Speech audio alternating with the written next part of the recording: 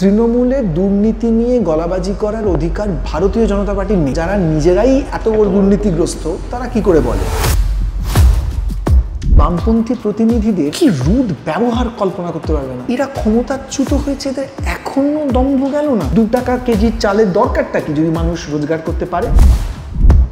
দেশের মুসলমান মানেই বাবার কি অলাদ নয়। এই অশিক্ষিত বদমাইশ রাজনৈতিক দলগুলো, বিশেষ করে ভারতীয় জনতা পার্টি, এরা আমাদের ট্র্যাডিশনটা জানে না, জানলেও সেটাকে ডেলিবারেটলি অস্বীকার করে, যেটা সব থেকে বড় পাওয়া। মোদিরা ভাবছেন যে ওই একটা রামায়ণই ওরা লিখেছে এসে, হ্যাঁ, কিন্তু তা তো নয়। আমাদের দেশের সংস্কৃতির শিকড়টা অনেক গভীর। যে রাহুল গান্ধী পশ্চিমবঙ্গে আসার সাথে সাথে মোহাম্মদ সেলিম, শতরূপরা সব ফুলের মালা নিয়ে স্বাগত জানাতে যাচ্ছে, আরে তারাই তো তোমাদের পলিট ব্যুরোর নেতাকে বলছে গ্রেপ্তার হওয়া উচিত। ওদের কাছে এগুলো স্ট্র্যাটেজি, ফিলোসফি। আর আমাদের বুদ্ধিজীবীদের সারাক্ষণ প্রতিবাদ করে যেতে হবে। আমাদের নিজস্ব কোনো বিবেচনাবোধ থাকবে না। বাবুল সুপ্রিয়, অর্জুন সিং, এদের মতো লোকগুলোকে রাজনীতি থেকে একদম জলাঞ্জলি দিতে হবে, না দিলে কিন্তু হবে না। নমস্কার, সংবাদ প্রতিদিন .in-এ আপনাদের স্বাগত। ভোটের হাওয়ায় আপনারা দেখছেন আমাদের স্পেশাল সেগমেন্ট ভিউ পয়েন্ট, যেখানে আমরা দলীয় রাজনীতির বাইরে গিয়ে আমাদের রাজনীতির সংস্কৃতি, রাজ্য এবং দেশের হাল হকিকত নিয়ে আলোচনা করছি। আর সেই আলোচনা করতে আজ আমরা এসে পৌঁছেছি দক্ষিণ কলকাতার ক্যাফে ট্রাভেলিস্তানে। আমাদের সঙ্গে যিনি আজকে আছেন, আমাদের প্রিয় অভিনেতা, নাট্যশিল্পী কৌশিক সেন। কৌশিকদা, স্বাগত সংবাদ প্রতিদিন .in-এ। Thank you.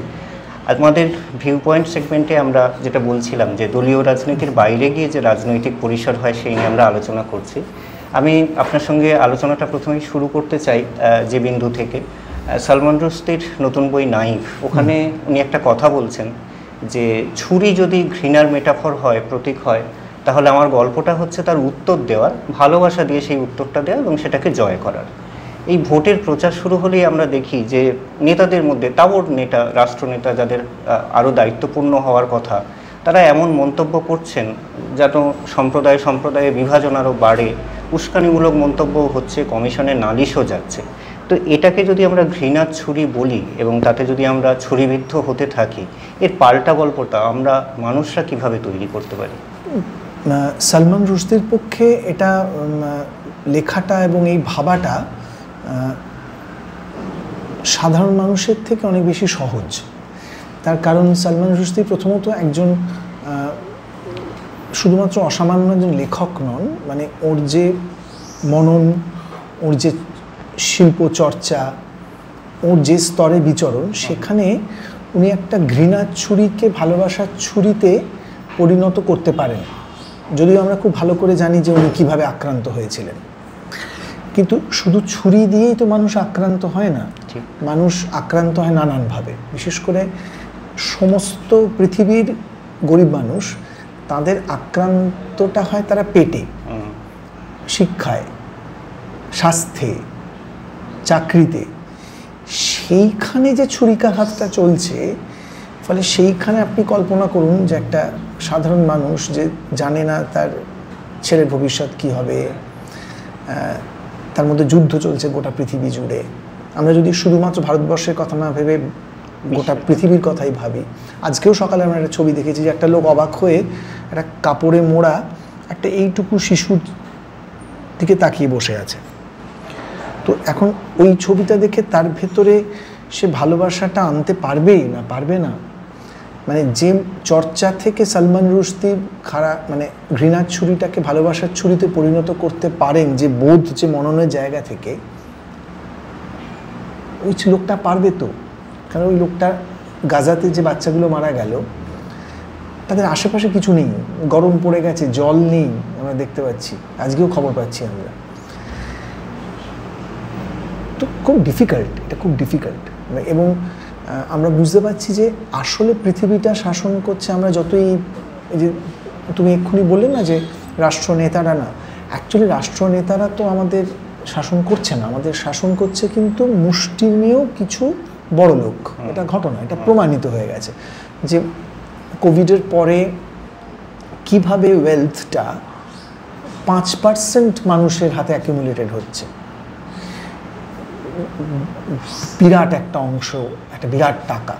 ফলে তারাই কিন্তু ঠিক করছেন কোন দল ক্ষমতায় আসবে, কি পলিসি নেওয়া হবে, অর্থনৈতিক পলিসি কী নেওয়া হবে।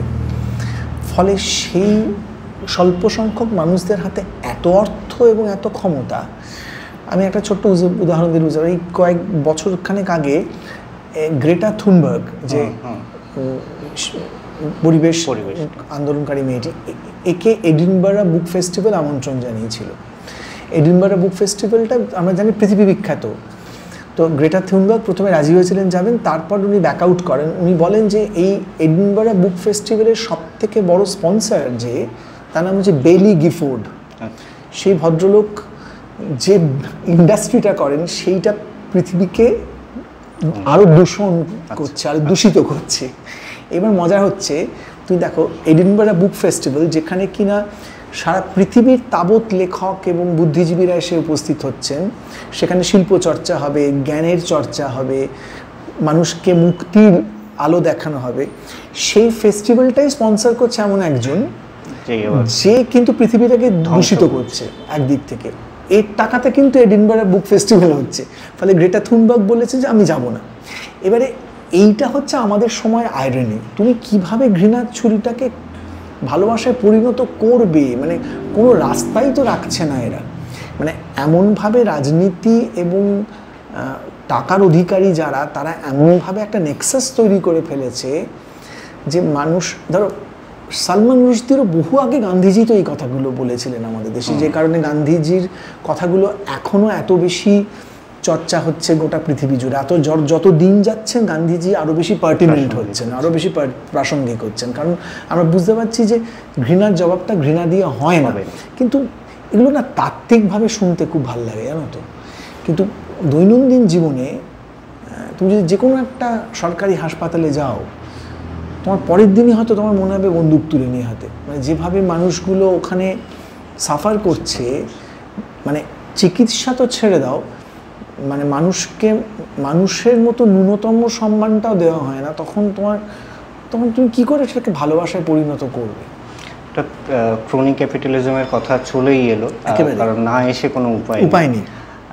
সেই ক্রনিক ক্যাপিটালিজমের হাতে মানুষ যেভাবে অসহায় হয়ে পড়েছে, যে কথাটা আপনি বলছেন, সেই জায়গা থেকে যতবার ভোটের ন্যারেটিভের কথা ওঠে, ততবার একটা কথা উঠে আসে যে বিকল্প কোথায়। এখন আপনারই একটা লেখা আমি পড়েছিলাম, যেখানে আপনি ভিড়ের ধর্মের কথা বলেছিলেন, যে শাসকের পাশে যেমন ভিড়ের মাছি ভন ভন করে, সেরকম বিরোধীদেরও একটা ভিড় আছে, এবং সেটা যখন একটা বাঁধাগতে চলে যায় তখন সেটা ভয়ঙ্কর হয়ে যায়। এই অসহায়তা থেকে তাহলে, মানে এই ভয়ঙ্করের জায়গা থেকে তাহলে আমাদের কি করণীয়? দেখো, এখনো পর্যন্ত আমরা এটুকু বলতে পারি, শত নিন্দা করেও বলতে পারি, যে গণতন্ত্রের থেকে উৎকৃষ্ট কোনো ব্যবস্থা আমরা এখনো কিন্তু তৈরি করতে পারিনি। একটা খুব ইন্টারেস্টিং জিনিস, সেটা হচ্ছে যে মানে 1969 সালে যখন আমাদের দেশে 4টে সাধারণ নির্বাচন হয়ে গেছে, সেই সময় একজন মার্কিন সাংবাদিক, তিনি আমাদের দেশে অতিথি হয়ে আসছেন। তার নাম হচ্ছে ডন টেলর। ডন টেলর এসে বলছেন যে এটা আমার কাছে অবাক লাগছে, মানে কারণ যে মুহূর্ত থেকে ভারতবর্ষ স্বাধীন হয়েছিল, সেই মুহূর্ত থেকে গোটা ইউরোপ বলো, আমেরিকা বলো, পশ্চিমের সমস্ত পণ্ডিত, বুদ্ধিজীবী, লেখক, অর্থনীতিবিদ, সমাজতাত্ত্বিকরা সবাই বলেছিলেন যে ভারতবর্ষ বেশি দিন ঐক্যবদ্ধ থাকতে পারবে না, কারণ ইটস অ্যাবসার্ড। মানে তুমি যদি 1930 থেকে 31-এ উইনস্টন চার্চিলের পরপর লেকচারগুলো শোনো, তাহলে বুঝতে পারবে যে উনি কীভাবে বলছিলেন যে ভারতবর্ষকে আমরা স্বাধীনতা দিয়ে কি করব, অচিরেই এরা বর্বরতার যুগে ফিরে যাবে। মানে একদম স্ট্রেট এসব কথা বলছেন, মানে এই দেশটা আমরা ছাড়া অসম্ভব। তো এই ডন টেলর এসে বলছেন যে দেশে 15টার বেশি মূল ভাষা, যে দেশের ভৌগোলিক চেহারাটা এইরকম, একদিকে হিমালয়, একদিকে সমুদ্র, একদিকে মরুভূমি, একদিকে নদী, জঙ্গল, এতগুলো ভাষা, এতগুলো ধর্ম, এতগুলো জাতি, এবং পরস্পরের মধ্যে যথেষ্ট বিদ্বেষ রয়েছে, যখন তখন দাঙ্গা হয়, দেশটা আছে কি করে? এবং তার মধ্যে কিন্তু 4টে সাধারণ নির্বাচন হয়ে গেছে, এবং আমরা কিন্তু যাই গালাগাল করি না কেন, আমরা কিন্তু গণতান্ত্রিক রাষ্ট্র, পৃথিবীর বৃহত্তম গণতন্ত্র, এটা নিয়ে কোনো তর্ক হবে না, একদম ঝগড়া হবে না, এটা নিয়ে লাভ নেই কথা বলে। ফলে গণতন্ত্রের যে শিকড়টা, সেই শিকড়টা আমাদের গভীরভাবে প্রথিত, এবং সেটা একেবারে আমাদের সাধারণ মানুষের তৈরি করা, এবং এর পেছনে কোনো রাজনৈতিক দল, নেতা, নেত্রীদের অবদান নেই। মানে মোদি ভক্তরা বলতে শুরু করেন যে ডেমোক্রেসিটা তো আমরাই আনলাম গোছের, কিন্তু এই যে ভদ্রলোকের কথা বলছি ডন টেলর, এই কিন্তু এসেছিলেন কংগ্রেস আমলে, হ্যাঁ, জওয়াহরলাল নেহরু জাস্ট পরে আর কি।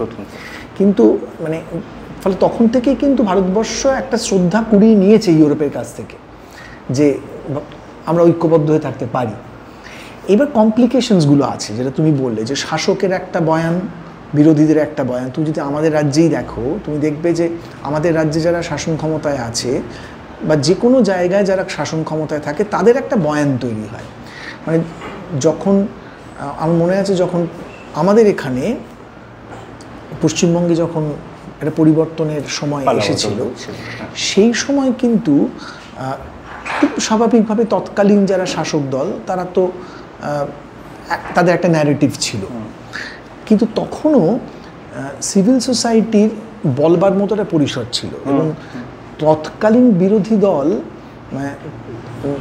তারা কিন্তু একটা বুদ্ধিমত্তার কাজ করেছিলেন। সে বুদ্ধিমত্তার কাজটা হচ্ছে তারা কিন্তু সিভিল সোসাইটিকে কথা বলতে দিয়েছিলেন, তারা ডিকটেট করেননি তুমি কি বলবে।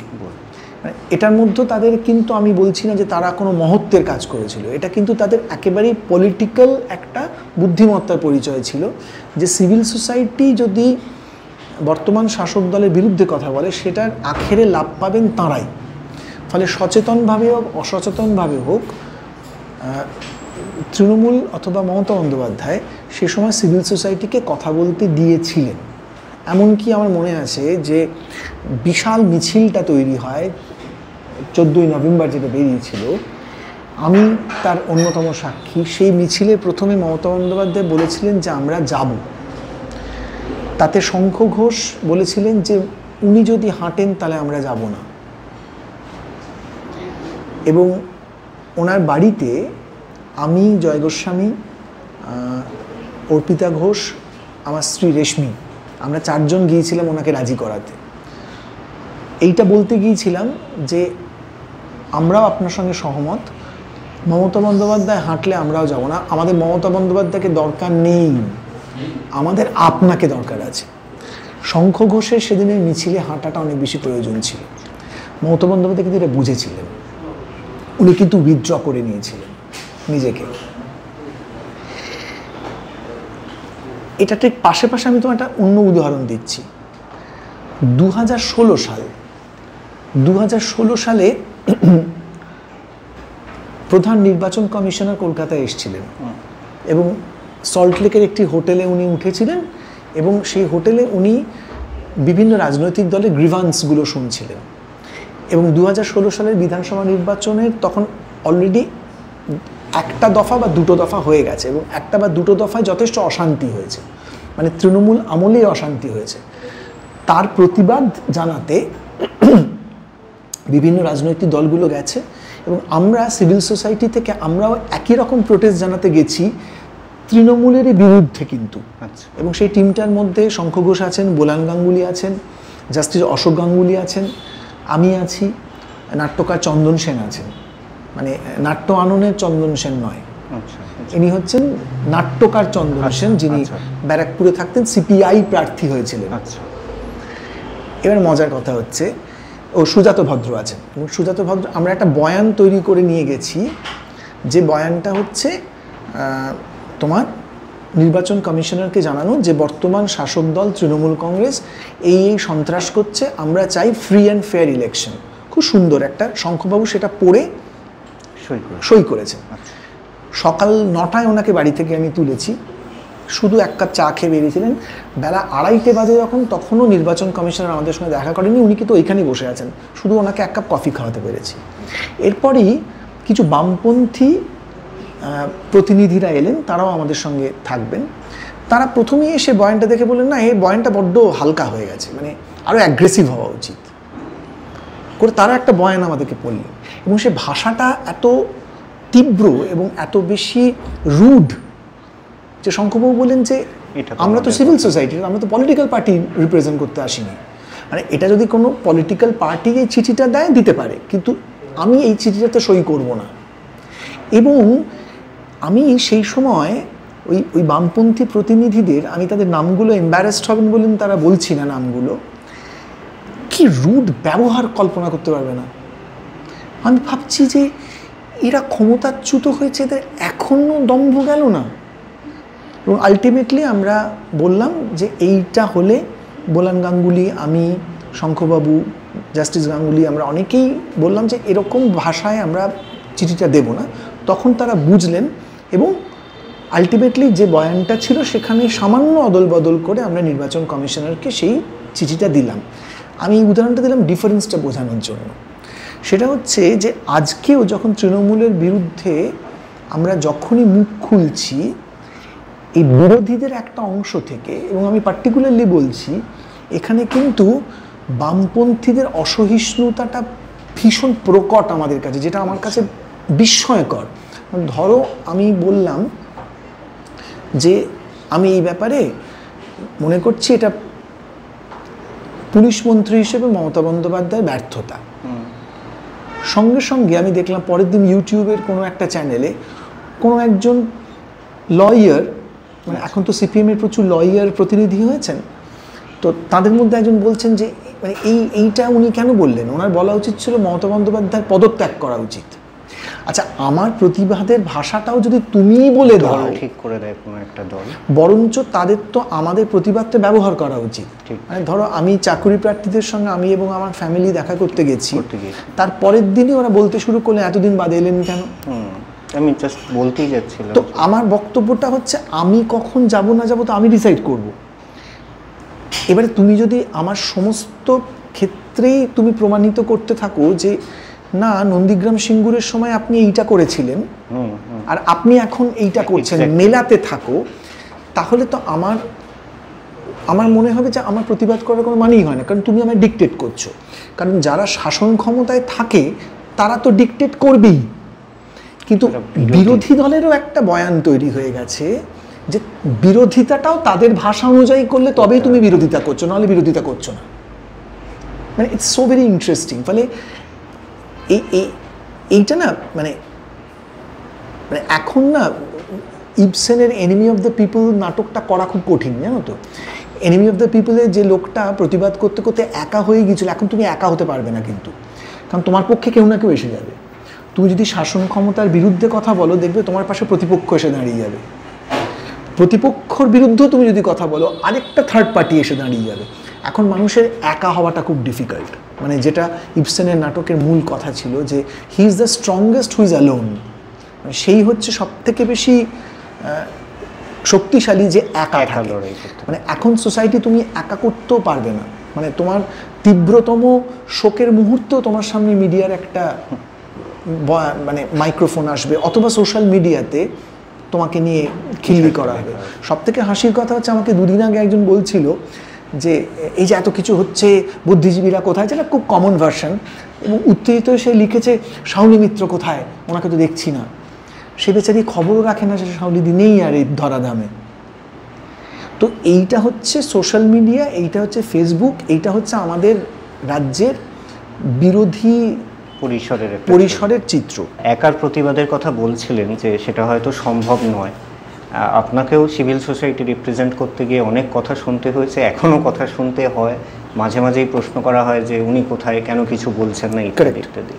তা সত্ত্বেও আমি দেখেছি যে আপনি যেটাকে অন্যায় মনে করেন, সে যে আমলই হোক, যে দলই হোক, যখন অন্যায় মনে করেন যেটাকে, তার বিরুদ্ধে প্রতিবাদ করেন এবং সেখানে গিয়ে দাঁড়ান, সেটাও তো একারই প্রতিবাদ। সেই একলা চলার জায়গাটাই তো রয়ে আছে। এটা কি আমাদের, আমি জানি না একলা চলার জায়গাটা আছে কিনা, কিন্তু আমি যেটা বিশ্বাস করি যে যেটা এই মুহূর্তে মানে আস্তে আস্তে তুমি দেখবে, অলরেডি দেখো ভোটের পার্সেন্টেজ কমেছে, মানে এটা নিয়ে নানা রকম স্পেকুলেশন হচ্ছে যে ভোট পার্সেন্টেজ কমা মানে কি এর সুবিধে নাকি ওর অসুবিধে। আমার মনে হয় আস্তে আস্তে একটা কম বয়সীদের একটা বড় সেকশন কিন্তু আর ভোট দিতে যাচ্ছে। যে পার্সেন্টেজ অফ আনএমপ্লয়মেন্ট, তার মধ্যে 82% হচ্ছে কম বয়সী। আমরা মানে ভাবো না, এইরকম ভয়াবহ যুদ্ধের মধ্যে এখান থেকে লোকেরা চলে যাচ্ছে ইসরায়েলে বা অথবা প্যালেস্টাইনে, মরে যাবে জেনেও, মানে শুধুমাত্র যে পরিযায়ী শ্রমিক মানে একটা স্টেট থেকে আরেকটা স্টেটে যাচ্ছে শুধু তা না, আমাদের দেশ থেকে চলে যাচ্ছে লোকজন। ফলে তাদের তো ভোট দেবার আগ্রহটা কমবে। ফলে মানে আমার মনে হয় নোটাতে আস্তে আস্তে তার সংখ্যাটা বাড়বে। মানে এটাও কিন্তু একটা প্রতিবাদ, এবং এটা কিন্তু আমার ধারণা বাড়বে। কারণ ভারতবর্ষের সমস্ত রাজনৈতিক দলের ওপর থেকে ইলিউশনটা আস্তে আস্তে চলে যাচ্ছে মানুষের সমস্ত। এবং তার মধ্যে খুব ক্যাটাগরিক্যালি আমি একজন দায়িত্বশীল নাগরিক হিসেবে বলতে পারি, মানে আমি খুব পরিষ্কার বলছি যে পশ্চিমবঙ্গটা যে দল চালাচ্ছে সেই দলটি সম্পূর্ণ দুর্নীতিগ্রস্ত। এটা নিয়ে কোনো তর্ক হবে না। বর্তমান যে তৃণমূল কংগ্রেস অ্যাবসলিউটলি করাপ্ট একটা পার্টি, এবং যে করাপশনটার মধ্যে তৃণমূল ঢুকে পড়েছে, এই করাপশন থেকে ফিরে যাওয়াটা খুব ডিফিকাল্ট। কারণ তুমি জানো যে করাপশন একটা সিস্টেম। করাপশনটা কখনো ইন্ডিভিজুয়ালি তুমি চুরি করলে, আমি করলাম, ও করলো, এটা হয় না।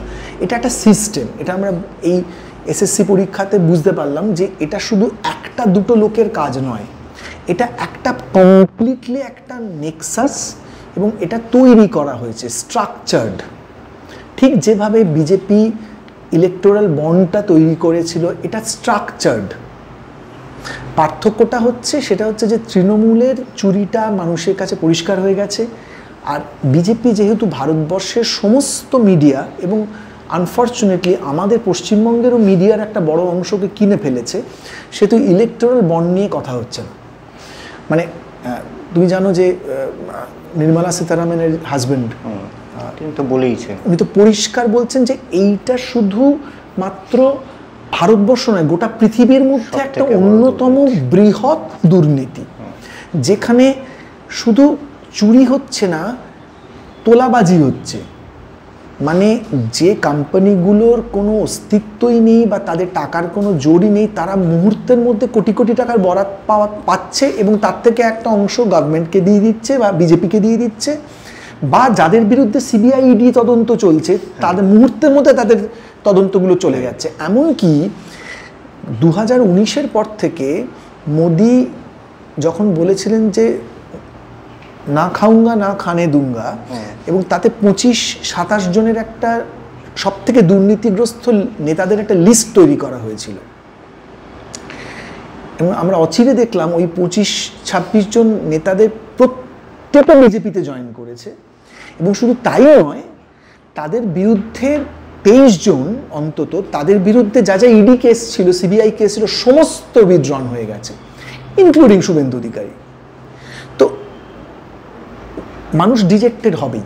মানুষ না পারছে তৃণমূলের উপর ভরসা করতে, না পারছে বিজেপির উপর ভরসা করতে। এবার অন্য যে বিরোধী রাজনৈতিক দলগুলো, let's come to very straight point. ধরো আমি ব্যক্তিগতভাবে মনে করি যে তৃণমূলের দুর্নীতি নিয়ে গলাবাজি করার অধিকার ভারতীয় জনতা পার্টির নেই, কারণ যারা নিজেরাই এত বড় দুর্নীতিগ্রস্ত তারা কি করে বলে। কম্প্যারেটিভলি সিপিএম বা কংগ্রেস কিন্তু তারা অন্তত বলতে পারে, কারণ সিপিএম ইলেকট্রাল বন্ডের বিরোধিতা করেছিল এবং কোনো অর্থ এবং তারা এটার মধ্যে ছিল না। কংগ্রেস ও পশ্চিমবঙ্গে যেটুকু অবস্থায়, তাদের আর দুর্নীতি করার মতো অবস্থাতেও তারা নেই, কিন্তু তবু তারা রাজনৈতিক আন্দোলন বলো, দুর্নীতির প্রতিবাদ বলো করতে পারে। কিন্তু কংগ্রেস সিপিএমের উপর ভরসা করা যাচ্ছে না। কেন বলছি সেটা হচ্ছে যে তুমি বলো যে আচ্ছা তোমরা অল ইন্ডিয়া লেভেলে একটা জোট তৈরি করলে এবং তোমরা ডিক্লেয়ার করলে যে ভারতীয় জনতা পার্টি হচ্ছে আমাদের প্রধান শত্রু, এটা বলেই তো তোমরা ইন্ডিয়াটা তৈরি করলে। আচ্ছা তখন তো তোমরা জানতে যে বিভিন্ন রাজ্যে তোমাদের মধ্যে কোনো সমন্বয় নেই। তোমরা যে পাশাপাশি বসলে সীতারাম ইয়েচুরি, রাহুল গান্ধী, মমতা বন্দ্যোপাধ্যায়, এমনকি তখন নীতিশ কুমারও ছিল, তো তুমি জানতে না নীতিশ কুমার মানে দুমুখ একটা সাপ, তোমাদের বিবেচনা বোধ কোথায়? তোমরা জানতে না যে মমতা বন্দ্যোপাধ্যায়ের সঙ্গে সিপিএমের এখানে মিলবে না, অধীর চৌধুরী এটা মানবে না। এখন তুমি দেখো এইরকম অবস্থাতে ওয়েনারে, আমি সেদিনকে সিপিআই এর যিনি নেত্রী ডি রাজার স্ত্রী অ্যানি রাজা, তার একটা ইন্টারভিউ শুনছিলাম।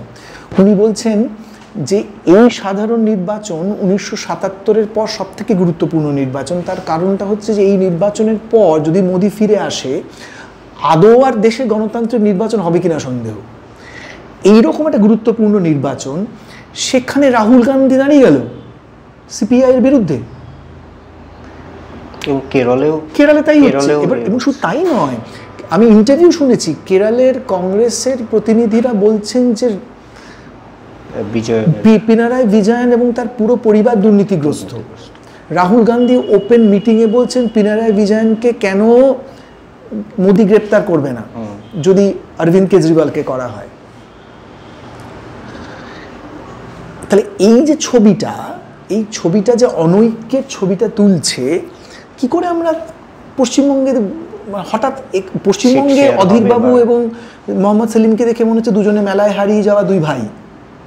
হ্যাঁ, আর ওইখানে রাহুল গান্ধী পশ্চিমবঙ্গে আসার সাথে সাথে মোহাম্মদ সেলিম, শতরূপরা সব ফুলের মালা নিয়ে স্বাগত জানাতে যাচ্ছে। আরে তারাই তো তোমাদের পলিট ব্যুরোর নেতাকে বলছে গ্রেপ্তার হওয়া উচিত। তাহলে তোমাদের আন্ডারস্ট্যান্ডিংটা কোথায়? সবটাই স্বার্থ। তার মানে কেরালায় একরকম, পশ্চিমবঙ্গে একরকম, তাহলে গোটা ভারতবর্ষের চিত্রটা কি?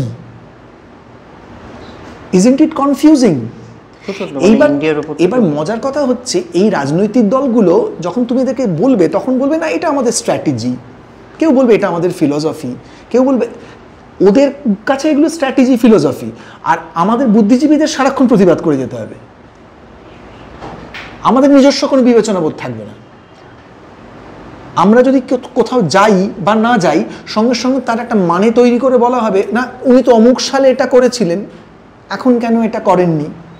আর ওরা কিন্তু যা ইচ্ছে করবে, ওদের যাদের সঙ্গে জোট তাদের নেতারা বলবেন যে পিনারাই বিজয়ন চোর করে রাহুল গান্ধী দাঁড়িয়ে পড়বেন। আর রাহুল গান্ধী যখন পশ্চিমবঙ্গে আসবে তখন তাকে স্বাগত জানাতে যাবে এখানকার সিপিএম এর নেতারা। এই যে এক ধরনের খুব খারাপ ভাষায় বললে যে দ্বিচারিতা, এই দ্বিচারিতার রাজনীতিটা তো কাদের হাত শক্ত করছে? মোদির হাত শক্ত করছে। আজকে মমতা বন্দ্যোপাধ্যায় যদি, তৃণমূল কংগ্রেস যদি মোদির বি টিম হয়, তাহলে সিপিএম কংগ্রেস কি করছে? বিশেষত তরুণরা, তারা রাজনীতি থেকে এতটা দূরত্ব তৈরি করে ফেলছেন বা বলতে চাইছেন না, বলতে ভালো লাগছে না যে আমরা এই রাজনীতিকে সমর্থন করি বা করি না, এটাই করি। সেটাও কি ঘুরিয়ে আমাদের ওই শক্তিগুলোকে, যে ক্রনিক ক্যাপিটালিজমের কথা প্রথমে বলছিলাম, ওইগুলো অবশ্যই আমরা কোনো সন্দেহ নেই আমরা ব্যক্তিকেন্দ্রিক হয়ে পড়ছি, কোনো সন্দেহ নেই আমরা বাধ্য হচ্ছে মানুষ এটা করতে। কিন্তু তার মধ্যেও তুমি কিন্তু দেখতে পাবে, তার মধ্যেও কিন্তু আমি মনে করি মানুষ অসামান্য কাজ করছে।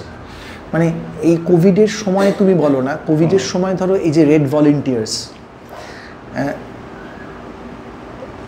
সত্যি তো আমাদের রাজ্যে সিপিএম ক্ষমতা থেকে অনেকটা দূরে, কিন্তু এখানে তো রেড ভলেন্টিয়ার্সের যে অল্প বয়সী ছেলেমেয়েরা দুর্দান্ত কাজ করেছে। এমনকি রাজনৈতিক পরিসরের বাইরেও ওই কোভিডের সময় আমরা দেখেছি নাগরিক সমাজ যেভাবে নাগরিক সমাজের পাশে দাঁড়িয়েছে, কোনো রাজনৈতিক দলও দাঁড়ায়নি, কম বয়সী ছেলেরা। আমি বলছি যে আমার নিজের ছেলে বলে বলছি না, ঋদ্ধি টিদ্ধিরা সবাই মিলে একটা ক্যাম্প তৈরি করে ফেলেছিল, অক্সিজেন এই করে দিন রাত পরিশ্রম করেছে। আমরা যেহেতু তুমি জানো আমি মূলত থিয়েটারের লোক, সে সময় আমাদের টালিগঞ্জ ইন্ডাস্ট্রি বলো, থিয়েটার ইন্ডাস্ট্রি বলো, টেকনিশিয়ানদের একটা খুব খারাপ অবস্থা ছিল। আমরা কিন্তু সারা ভারতবর্ষ থেকে টাকা তুলেছি অনলাইনে অনুষ্ঠান করে। সুতরাং ক্রাইসিস যখন হয় তখন কিন্তু মানুষের আসল চেহারাটা বেরিয়ে আসে। এবং আমি বিশ্বাস করি যে এখনও আমি মানুষের ওপর থেকে আমি বিশ্বাস হারাতে পারি না, কারণ আমি মানুষের চেহারাটা একদম জলজান্ত কোভিডের সামনে দেখেছি, যে নির্মম চেহারাটাও দেখেছি, আবার মানুষের মানবিক চেহারাটাও দেখেছি। ফলে ক্রাইসিস এমন একটা জিনিস যে ক্রাইসিসটা আমাদেরকে আবার ফিরিয়ে আনবে, হ্যাঁ, মানুষ হতে সাহায্য করবে। ফলে আমার এখনও নবীন প্রজন্মের উপর প্রচুর আস্থা আছে। ফলে তারা হয়তো ডিসিলিউশনড, তারা হয়তো অনেকটা ক্ষেত্রে ব্যক্তিকেন্দ্রিক হয়ে পড়েছে, কেরিয়ারিস্ট হয়ে পড়েছে, একা হয়ে পড়েছে, কিন্তু অ্যাট দ্য সেম টাইম আছে, পাশে দাঁড়ানোর মতো আছে। এই রাজনৈতিক সংকটের যে ছবিটা, এই সংকটের ছবিটা না কাটবে, জানো, এইটা আমি কাটবে। নতুন একটা মানুষ তো ডিসিলিউশন হচ্ছে, এমনকি হয়তো তুমি দেখবে এটাও হবে যে মানুষ হয়তো একটা পার্টিকে সমর্থন করে, কিন্তু কোনো একটা জায়গায় তার একজন ক্যান্ডিডেটকে হয়তো পছন্দ হলো না, আর সে ক্যান্ডিডেট হয়তো তার দলের লোক, কিন্তু সে মনে করছে এই ক্যান্ডিডেটটা দুর্নীতিগ্রস্ত, আমার পার্টির লোক হয়েও দুর্নীতিগ্রস্ত, এটা কিন্তু হবে। মানে সিভিল সোসাইটির বলার জায়গাটা আবার ফেরত আসবে। মানে ধরো আমি কথা বলছি, মানে আমি খুব খোলাখুলি কথা হচ্ছে এখন আমি বলছি, আচ্ছা বাবুল সুপ্রিয়কে কেন আমি অ্যাকসেপ্ট করব? কেন অ্যাকসেপ্ট করব? মানে দেখো, এক ঝটকায় বাবুল সুপ্রিয় যখন মানে আমাদের সাউথ ক্যালকাটায় দাঁড়ালো, তখন কিন্তু এক ঝটকায় ভোটটা নেমে এলো তৃণমূলের, ওই হাওয়ার মধ্যেও, কারণ মানুষ বোকা নয়। আর যে লোকটা দুদিন আগে ওরকম একটা রাইটিস্ট ফোর্সের সঙ্গে ছিল, মানে এই সুবিধাবাদী রাজনীতিটা বন্ধ করতে হবে। বাবুল সুপ্রিয়, অর্জুন সিং, এদের মতো লোকগুলোকে রাজনীতি থেকে একদম জলাঞ্জলি দিতে হবে, না দিলে কিন্তু হবে না। আপনি বললেন মানুষ তো বোকা নয়, ঠিকই, তার উদাহরণও দিলেন, কিন্তু জেনারেলি বলা হয় মানুষ তো ভাতা কদল এসে বলে ভাতা দেবে, এটা মনে হয় জানো তো। তৃণমূল যখন বলছে 2 টাকা কেজি চাল দেবো, বা মোদি যখন বলছেন যে আমি 81-82 কোটি মানুষকে রেশন দেব, আচ্ছা এটার মধ্যে দিয়ে তো মোদিও স্বীকারই করে ফেলছেন যে তার মানে আমাদের দেশে এতগুলো মানুষ খেতে পায় না, সেই কারণেই তো আমি 81 কোটি লোককে রেশন দিচ্ছি। তুমি রেশন দেবে কেন যদি তার খেতে পাওয়ার মতো সংস্থান থাকে? বাড়ি থাকলে বাড়ি করে দেবো, দেবার দরকারটা কি তোমার? 2 টাকা কেজির চালের দরকারটা কি যদি মানুষ রোজগার করতে পারে? রোজগারটা নেই বলেই তো। ফলে এইগুলো মানুষ কি জানে না? মানুষ জানে।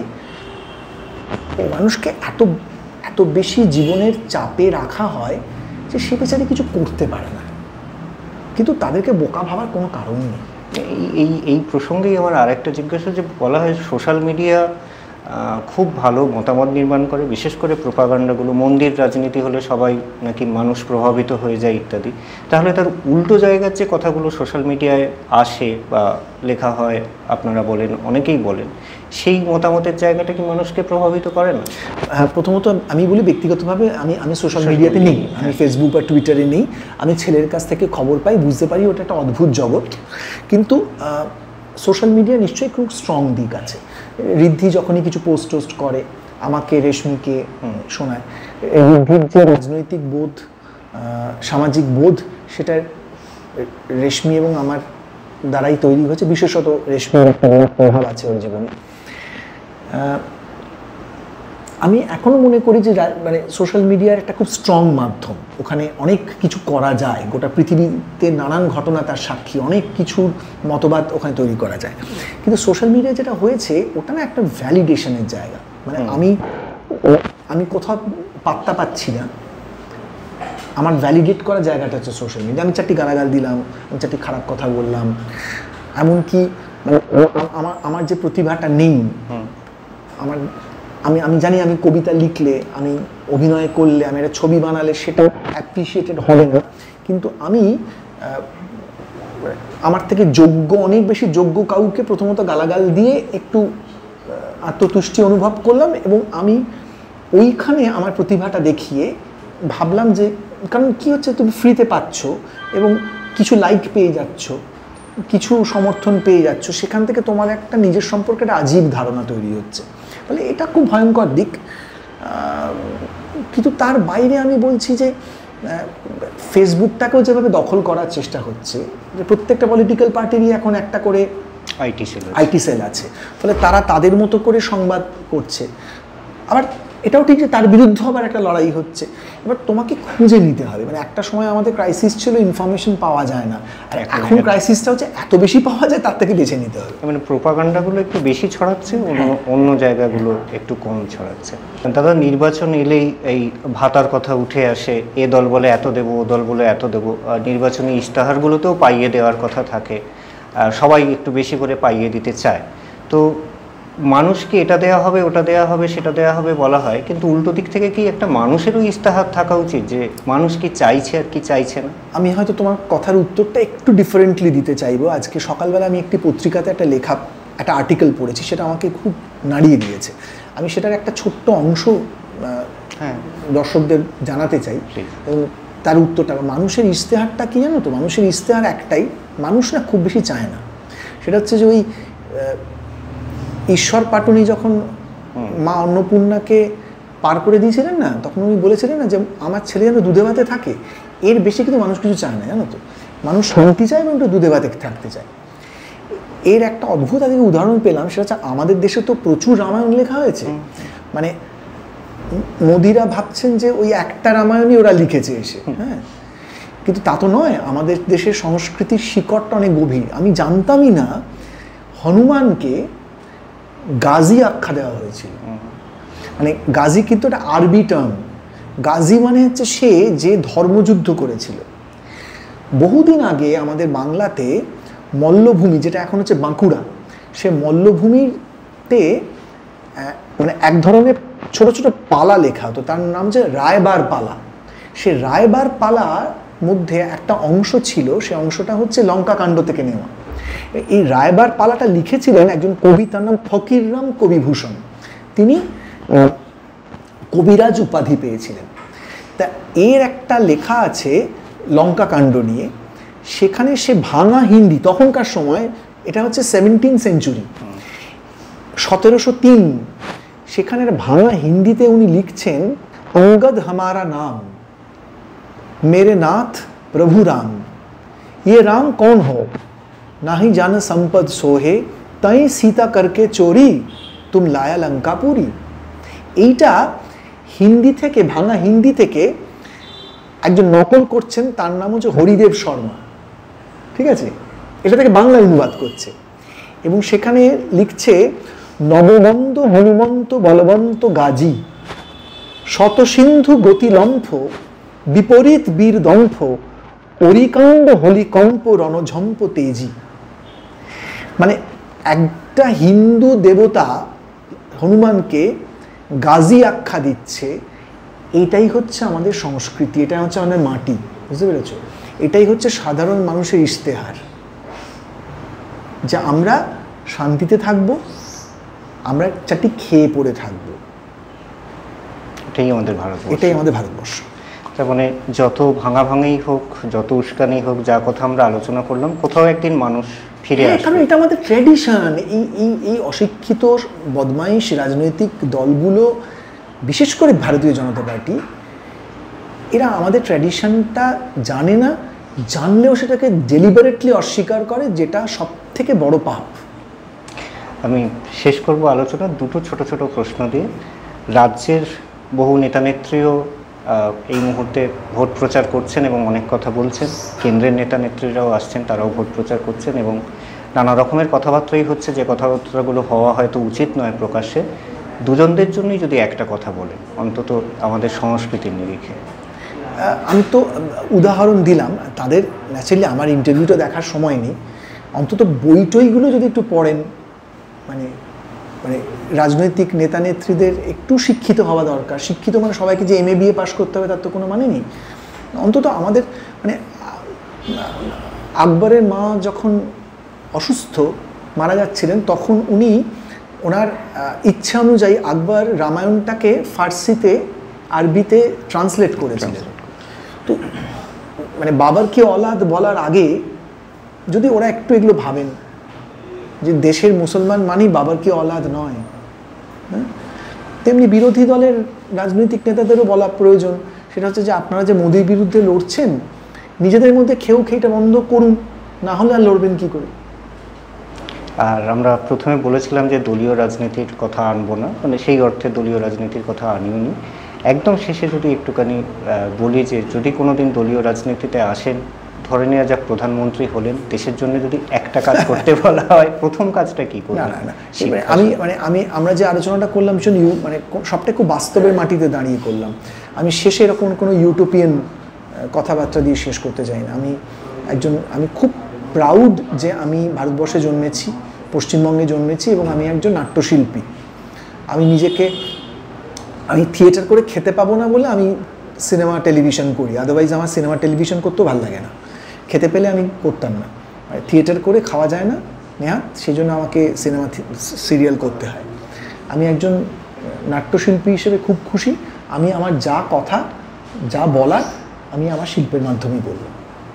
ধন্যবাদ কৌশিকদা, আপনাদের ধন্যবাদ যারা ভিউ পয়েন্টে আজকে কৌশিক সেনের সঙ্গে থাকলেন এবং তার মতামত শুনলেন। নিশ্চয়ই ভোটের হাওয়া চলছে, আপনারা ভোট দেবেন, ভেবে ভোট দেবেন। আর আজকে যে আলোচনা হলো সেই আলোচনা থেকে নিশ্চয়ই আপনারা আপনাদের নিজেদের মতো করে নিজেদের মতামত তৈরি করবেন। আপনারা চোখ রাখুন সংবাদপ্রতিদিন.in-এ, দেখতে থাকুন ভিউ পয়েন্টের অন্যান্য সেগমেন্ট।